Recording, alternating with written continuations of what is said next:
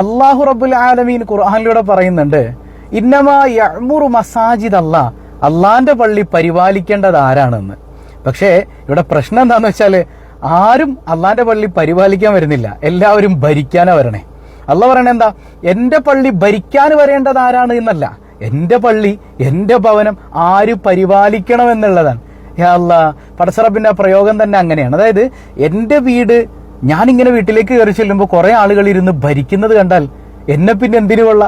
ഇത് അള്ളാന്റെ വീടാണ്, അള്ളാന്റെ വീടാണ്, നമ്മുടെ ആരുടെയും തറവാട്ട് സ്വത്തല്ല പള്ളി, അല്ലെ? അള്ളാന്റെ വീട് ആര് പരിപാലിക്കണം എന്നത് അള്ളാഹ് തീരുമാനിക്കും. എന്നിട്ടോ അങ്ങനെ പരിപാലിക്കാൻ വരുന്ന ആളുകൾ ഒരു കമ്മിറ്റിക്ക് പേരിടും ഭരണസമിതി. പരിപാലന സമിതി എന്ന് പറയാൻ തന്നെ അവർക്ക് പറ്റൂല.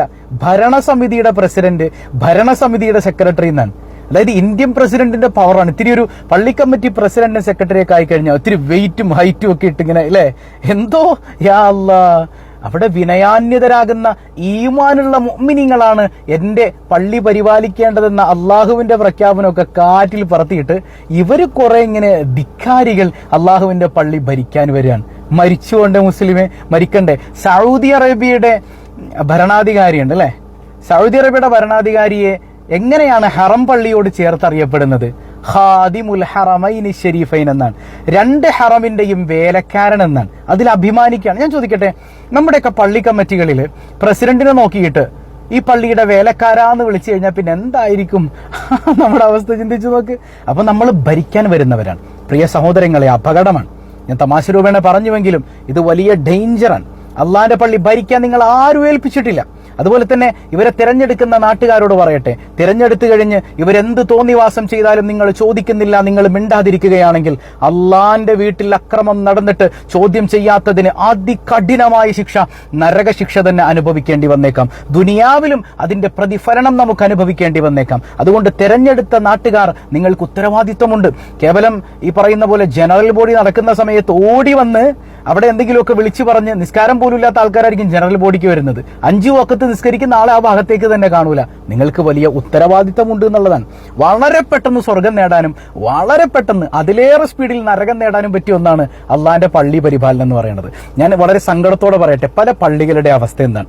എനിക്ക് ഇതിങ്ങനെ വായിക്കുന്ന കേട്ടപ്പോൾ സന്തോഷം തോന്നിയതിലൊരു വരി, അതായത് പള്ളി പരിപാലന സമിതി അംഗമായി ഞാൻ തെരഞ്ഞെടുക്കുന്നു എന്ന നിലക്കുള്ള ഒരു സംസാരമാണ്. പരിപാലന സമിതി അംഗമാണെന്ന് ഓരോരുത്തർക്കും ബോധ്യമുണ്ട്. അതേപോലെ തന്നെ സുന്നത്ത് ജമാഅത്ത് അടിസ്ഥാനമാക്കിയുള്ള പരിപാലനം നടത്തുന്നതാണ്. അതായത് ഓരോ പള്ളിക്കും ഭരണഘടനയുണ്ട്, അല്ലെ? ഈ പള്ളിയുടെ ഭരണഘടനയിൽ ഉണ്ടാകും കൃത്യമായി 4 മദ്ഹബ് അംഗീകരിക്കുന്ന സുന്നത്ത് ജമാഅത്തിന്റെ ആളുകളായിരിക്കണം കമ്മിറ്റിയിൽ വേണ്ടതെന്ന്. എന്നാൽ സുന്നത്ത് ജമാഅത്തിൽപ്പെട്ട സുന്നിയായ ഒരൊറ്റെണ്ണം കമ്മിറ്റിയിൽ ഉണ്ടാവില്ല. എല്ലാം ഒന്നില്ലെങ്കിൽ പേരുകൊണ്ട് മാത്രം സുന്നിയും മറ്റു പല സംഘടനക്കാരുടെയും മൂടുതാങ്ങികളൊക്കെ ആയിരിക്കും. അങ്ങനെ വരുമ്പോൾ എന്തു പറ്റും? ഈ പള്ളിയിൽ നടക്കുന്ന ആചാരാനുഷ്ഠാന കർമ്മങ്ങളൊന്നും പറ്റാതെ മറ്റു പലരും വേറെ പള്ളി ഉണ്ടാക്കി പോയിട്ടുണ്ടാകും. എന്നാലും ഈ പള്ളിയുടെ ഉള്ളിൽ കടന്നു കയറി ഇവിടെയും ബിദ്അത്ത് സ്ഥാപിക്കാൻ, പുത്തൻവാദം സ്ഥാപിക്കാൻ പലരും ശ്രമിക്കുന്നുണ്ട്. അതിന് ചൂട്ട് കത്തിച്ചു കൊടുക്കുന്നവരായി പള്ളി കമ്മിറ്റിക്കാർ മാറുന്നുണ്ട്. അള്ളാനെ നിങ്ങൾക്ക് പേടിയില്ലേ? ചില ആളുകളുണ്ട്, അവരാണ് ഞങ്ങളെ ജയിപ്പിച്ചത്, അതുകൊണ്ട് ഞങ്ങൾ അവർക്ക് സപ്പോർട്ട് ചെയ്യേണ്ടതെന്നാണ്. നിങ്ങൾക്ക് ഖാദിയാനികൾ ആരെങ്കിലും വോട്ട് ചെയ്തിട്ടുണ്ടെങ്കിൽ നിങ്ങൾ പറയോ റസൂലുള്ളാഹിക്ക് ശേഷം വേറൊരു നബി ഉണ്ടെന്ന്? അവരുടെ മൂടുതാങ്ങികളായി നിങ്ങൾ നടക്കുമോ? എത്ര മോശമാണ്. അതുപോലെ തന്നെ കമ്മിറ്റിക്ക് എന്താ ഡ്യൂട്ടി? ഇന്നത്തെ കാലത്ത് പല കമ്മിറ്റികളും എന്തെല്ലാം കാര്യങ്ങൾ ചെയ്യാനുണ്ട്. പല കുട്ടികളും മയക്കുമരുന്നിന് അടിമകളായി പോകുന്നു.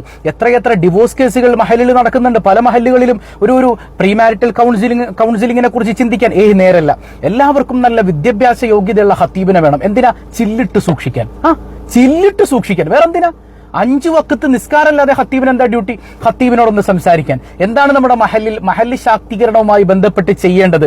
എങ്ങനെ മഹല്ല് മുൻപോട്ട് കൊണ്ടുപോകണം എന്നിത്യാദി ഒരു ചർച്ചയും ധിക്കാരികളായ നല്ല മഹല്ല് കമ്മിറ്റിക്കാരുണ്ട്, അവരെ കുറിച്ചൊന്നല്ല ഞാൻ പറയുന്നത്. ധിക്കാരികളായ ആളുകൾ ചോദിക്കുന്നില്ല, അവർക്കതിന് നേരല്ല. അവരെ സംബന്ധിച്ചിടത്തോളം ഒരുപാട് ഡിഗ്രി ഉണ്ട് ഞങ്ങളുടെ ഖത്തീബിന്, ഇങ്ങനെ അഭിമാനം പറയണം. എന്നിട്ടോ മൂപ്പരെ കൊണ്ട് 5 വഖത്ത് ഇമാമത്ത് നിസ്കരിപ്പിച്ച് മൂപ്പരെ വീട്ടിലേക്ക് പറഞ്ഞേക്കണം. അതിലപ്പുറം വെറും ഈ മാടമ്പിത്തരമല്ലാതെ ഒന്നും കയ്യിലില്ലാത്തവരെ, ഇവരെ തെരഞ്ഞെടുക്കുന്ന മനുഷ്യരെ അള്ളാഹു വെറുതെ വിടുന്നു നിങ്ങൾ കരുതുന്നുണ്ടോ? ഏതായാലും കൊല്ലൂർവിള മുസ്ലിം ജമാഅത്ത് അൽഹംദുലില്ലാഹ് ഈ ഒരു തുടക്കം മനോഹരമാകട്ടെ. കേവലം ഈ ഒരു പ്രകടനപരതയിലപ്പുറം മാഷാ അല്ലാഹ് അവിടെ ഈ ഖത്തീബാണ് സത്യപ്രതിജ്ഞ ചൊല്ലിക്കൊടുക്കുന്നത്. ആ ഒരു ബന്ധമാണ് ഏതൊരു മഹല്ലിന്റെയും വളർച്ചയുടെ പിന്നിൽ. അതായത് ഇമാം ഒരു വഴിക്ക്, കമ്മിറ്റിക്കാർ വേറൊരു വഴിക്ക് പോയി കഴിഞ്ഞാൽ ഒരു മഹല്ലും ഇവിടെ പുരോഗതി പ്രാപിക്കില്ല. രണ്ടുപേരും ഒത്തൊരുമയോടെ നിന്ന് രണ്ടും നന്നായാൽ ഉമ്മത്ത് നന്നായി എന്ന മുഹമ്മദ് മുസ്തഫ സല്ലല്ലാഹു അലൈഹി വസല്ലം തങ്ങൾ പറഞ്ഞത്. എന്തുകൊണ്ട് അങ്ങനെ എടുത്തു പറയാൻ കാരണം, രണ്ടും നന്നാവാൻ ഇച്ചിരി പാടാ. അതുകൊണ്ടാ ഐക്യത്തോടെ നിന്ന് നോക്കിയ പല മഹല്ലിലും ഉലമാക്കളും കമ്മിറ്റിക്കാരും ഐക്യത്തോടെ പോകുന്നുണ്ട്. പക്ഷെ ചില ആളുകൾ കമ്മിറ്റിയിൽ വന്നു കഴിയുമ്പോൾ മൊയ്ലിയാന്മാരൊക്കെ ഞങ്ങളുടെ അടിമകളാന്നുള്ളൊരു തോന്നൽ വരും. ആ തോന്നലൊക്കെ പണ്ടാണ് കേട്ടോ. ഇന്നത്തെ ഉസ്താദന്മാരൊക്കെ 2 വിദ്യാഭ്യാസവും നേടി ഔന്നിത്യത്തിൽ നിൽക്കുന്നവരാണ്. അവര് ദീനീ സേവനത്തിന് വരുന്നത് നിങ്ങളുടെ പൈസ മോഹിച്ചിട്ടല്ല, ദീനിന്റെ ഖിദ്മത്ത് എടുക്കണം എന്നുള്ള ആഗ്രഹത്തിലാണ്. അപ്പൊ അവരുടെ മുമ്പിൽ നിങ്ങളുടെ ഫ്യൂഡൽ മാടമ്പിത്തരൊന്നും വിലപ്പോവില്ല. അപ്പൊ അതുകൊണ്ട് തന്നെ പരമാവധി ഐക്യത്തോടെ നീങ്ങിയിട്ട് മഹല്ല് ശാക്തീകരിക്കുക. മഹല്ലിൽ എത്രയോ കള്ളുകുടിയന്മാരായ കുട്ടികളുണ്ട്, ലഹരിക്കടിമകളായ കുട്ടികളുണ്ട്, വിവാഹം മുടങ്ങിപ്പോകുന്ന അല്ലെങ്കിൽ വിവാഹ ജീവിതത്തിലേക്ക് കടന്ന് വളരെ കുറച്ച് മാസങ്ങൾക്ക് ശേഷം തൊലാക്ക് ചെയ്യുന്ന അവസ്ഥയുണ്ടാകുന്നുണ്ട്. അതുപോലെ ഒരുപാട് പ്രശ്നങ്ങൾ. പള്ളി ദീനിലേക്ക് ആളുകൾ വരുന്നില്ല, നിസ്കരിക്കുന്നില്ല. ഇതിനൊന്നും നേരമില്ലാതെ കേവലം ഉസ്താദുമാരുടെ ലീവും കുറ്റം പറച്ചിലും ഇതല്ലാതെ ഇതിനെ ചുറ്റിപ്പറ്റിയുള്ള ചർച്ചയല്ലാതെ ഒന്നും ചർച്ചയിൽ വരുന്നില്ലെങ്കിൽ എന്തിനാണ് സഹോദരങ്ങളെ നിങ്ങൾ ഈ പണിക്ക് വന്നിട്ടുള്ളത്? ഇട്ടെറിഞ്ഞിട്ട് പോകണം, ഇല്ലെങ്കിൽ അള്ളാന്റെ മുമ്പിൽ ചെല്ലണ്ടേ? മരിച്ചുകൊണ്ടേ ആ സ്വർഗത്തിന്റെ പടി അങ്ങോട്ട് കടക്കാൻ പറ്റൂല. കാരണം എന്റെ വീടെന്ന് അള്ള പറഞ്ഞു, ഇന്നമാ യഅ്മുറു മസാജിദ് അല്ലാഹ്. അള്ളാന്റെ പള്ളി ആര് പരിപാലിക്കണം?